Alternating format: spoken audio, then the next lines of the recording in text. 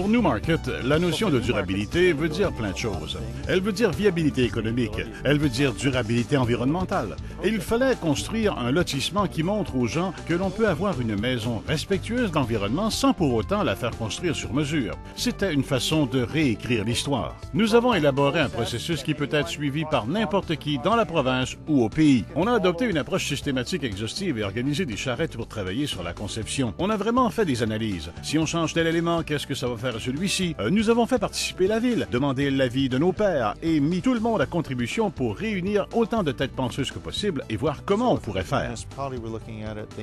Comme ça, si une autre municipalité envisage ce projet, elle saura exactement les ressources qu'il lui faut. Elle connaîtra la marche à suivre pour assurer la réussite du projet et je pense qu'en bout de ligne, ça lui coûtera moins cher. L'une des choses que nous avons apprises, c'est qu'il existe un marché pour ces maisons, c'est sûr. Et quand on les regarde, il n'y a pas grand-chose qui les différencie des autres maisons de Newmarket. Toutes les choses qui sont importantes pour les gens et pour une population en expansion ont été prises en compte pour la certification LEED. Pour obtenir la certification platine de LEED, il faut changer la façon de construire. 90% des déchets de ce site ont été recyclés. On a conservé un grand nombre d'arbres. Tout le bois de construction des maisons provient des forêts exploitées de manière durable. Vous le verrez, c'est un des endroits que nous avons choisi parce que c'est très différent. On ne peut pas dire ce qu'il y a dans les murs, ni quels matériaux ont été utilisés pour la construction. Mais l'avantage de l'étiquette LEED, c'est que chacune de ces choses a été vérifiée, inspectée, et s'est révélée la meilleure. La chasse d'eau est alimentée par de l'eau de pluie. Elle est tellement silencieuse.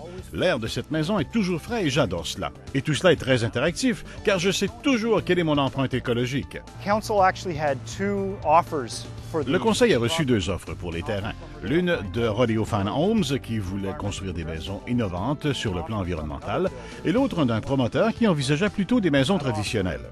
Il nous offrait environ 500 000 $ de plus. Les citoyens se sont rapidement prononcés en faveur du projet écologique et quand il a failli échouer, ils ont envahi la salle du conseil pour l'appuyer. Ils ont vraiment aidé le conseil à prendre la décision qu'il a prise. Mais il a fallu que le comité directeur se réunisse toutes les 2 semaines pendant près de 3 ans, ce qui est bien plus que ce qui aurait été nécessaire pour créer un lotissement résidentiel type. Le conseil a dû faire preuve de leadership pour prendre cette initiative et en accepter la responsabilité financière. Grâce à des maisons comme celle-ci, on produit moins de gaz à effet de serre. La réduction varie de 5 à 8 tonnes selon la taille de la maison. En fait, on réduit la consommation annuelle d'eau de l'équivalent de 4 chargements d'eau embouteillée d'un camion poids lourd. On n'utilise plus l'eau potable pour alimenter la chasse d'eau. Ce projet est emblématique et montre comment cette industrie peut aller de l'avant. Le moment est venu de cesser de faire œuvre de pionnier. Notre démarche doit devenir la norme.